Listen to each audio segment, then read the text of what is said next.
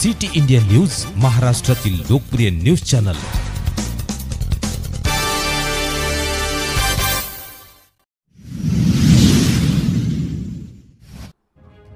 कास पठार उत्खनन प्रकरणी चौकशी रोखणाऱ्या पालकमंत्र्यांनी राजीनामा द्यावा, सामाजिक कार्यकर्ते महेश शिवदास यांची मागणी।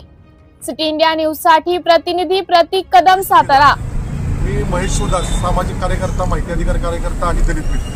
समाजात होणाऱ्या अन्याय व अत्याचारासंदर्भात प्रशासन दरबारी कायदेशीर मार्गाने तक्रारी मांडून न्याय मिळवत असतो। आज आपल्या सातारामधील जे जागतिक वारसा आहे कास पठारावर, कास बांबलोली रोडला अवैध गौण खनिज, लाल माती गौण खनिज उत्खनन केलेलं आहे आणि त्याबाबत मी प्रशासनाला 24 तारखेला अर्ज दिला होता आणि संबंधितावर कारवाई न केल्यास 28 तारखेपासून मी माननीय जिल्हाधिकारी कार्यालयासमोर आमरण उपोषणास बसणार आहे, असं पद्धतीचे निवेदन सर्व प्रशासकीय यंत्रणांना मी दिले होते। त्यानंतर मी आज माझ्या उपोषणाचा 4था दिवस आहे। या 2-3 दिवसात संबंधित जे सामनेवाला होते, विरोधक होते, त्यांनी त्यांचे अहवाल मला आणून दिलेले आणि यात पूर्णपणे दिशाभूल करणारी माहिती त्यांनी दिलेली आहे की आमचा सहभाग नाही यामध्ये।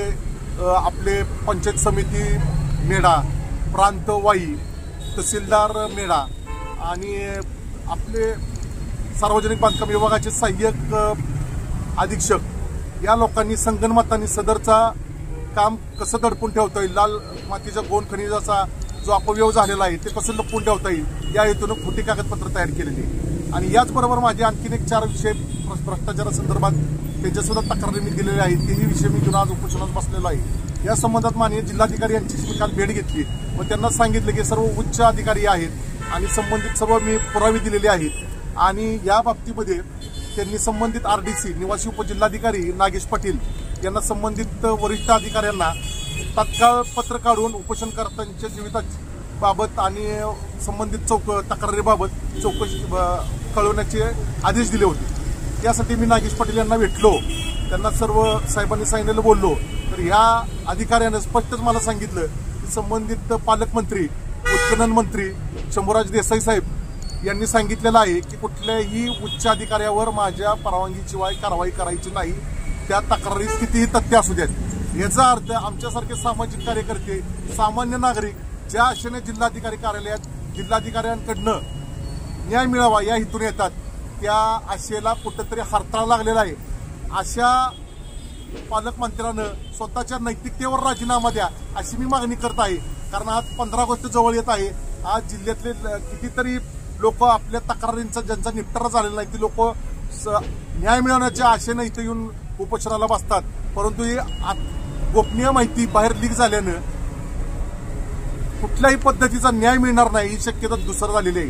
त्यामुळे आज मी या मीडियाच्या माध्यमातून पालकमंत्र्यांनी राजीनामा द्यावा ही मी मागणी करत आहे। आणि तुम्हाला मी कासचे काही फोटो दाखवतो, ज्या ठिकाणी हा फोटो बघा, रस्त्याच्या खाली उत्खनन केलेले आहे, रस्त्याच्या खाली उत्खनन केलेले आहे। आज पर्यटक किती वाढणार आहेत कास पुष्प पठार पाहण्यासाठी, याबाबतची मी तक्रार केली होती। कास पुष्प पठाराच्या बाहेर, फेन्सिंगच्या बाहेर ही गौण खनिज उत्खनन आणून टाकलेलं आहे आणि हे अधिकारी म्हणतात आमचा याच्यामध्ये कुठलाही हात नाही। सगळ्यात महत्वाची धक्कादायक बाब म्हणजे ही वाहनं, ज्या वाहनांच्या साहाय्यानं गौण खनिज उत्खनन केलं होतं, ही संबंधित फॉरेस्ट अधिकाऱ्यांच्या प्रिमायसेसमध्ये लागलेली आहेत, त्याबाबतचे सुद्धा फोटो मी त्यांना दिले होते। अशा पद्धतीचं आज जागतिक वारसास्थळ असलेलं आपलं नाव पूर्ण देशात, पूर्ण महाराष्ट्रात हे अधिकारी यांच्या निष्क्रियतेमुळे घालवून घ्यायला लागलेले आहेत असं मी आरोप करतोय। आणि या मीडियाद्वारे मी मागणी करत आहे की पालकमंत्र्यांनी आपला राजीनामा द्यावा आणि संबंधित सर्व या भ्रष्टाचारी अधिकाऱ्यांना तत्काळ बडतर्फ करण्यात यावे। जय हिंद, जय महाराष्ट्र, जय संविधान, जय भीम।